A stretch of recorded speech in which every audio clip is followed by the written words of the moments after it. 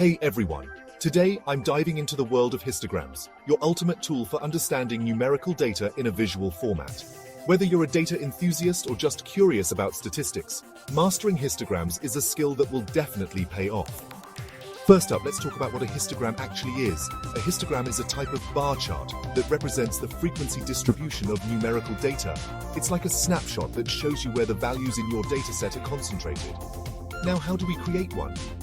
The process can be broken down into a few simple steps. Step 1. Create a frequency distribution table. This table lists each interval of data and how often each interval occurs. Think of it as organizing your data into different buckets.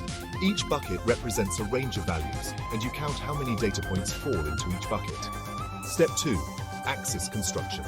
On a histogram, the horizontal axis or x-axis represents the intervals of data, and the vertical axis or y-axis represents the frequency of the data.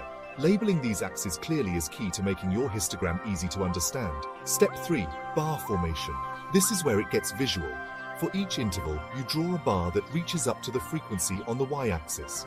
The height of each bar will show how many data points fall within that interval. And here's an important part. The bars in a histogram touch each other. Unlike a bar chart where bars are separated to represent different categories, the bars in a histogram touch to show that the data is continuous. Once your histogram is plotted, it's time to interpret it. A well-constructed histogram can tell you a lot about your data. First, you can look at the central tendency, where most of your data points are concentrated. This gives you a visual representation of the average or most common values. Next, check out the spread of data. Wide bars that span many intervals suggest a large spread, while narrower bars suggest your data is more tightly grouped. And don't forget about skewness. Is your histogram leaning more to the left or right? This can tell you if your data is skewed, either having more high values or more low values than the average. But that's not all.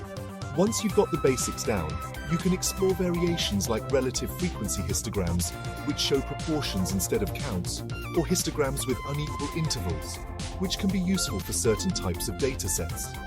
Understanding histograms is just the beginning. They're a powerful tool in a wide range of fields from economics to machine learning. So whether you're analyzing stock market trends or measuring scientific data, histograms help to clarify the story your data is telling. Alright, that's a wrap on histograms. Simple, right?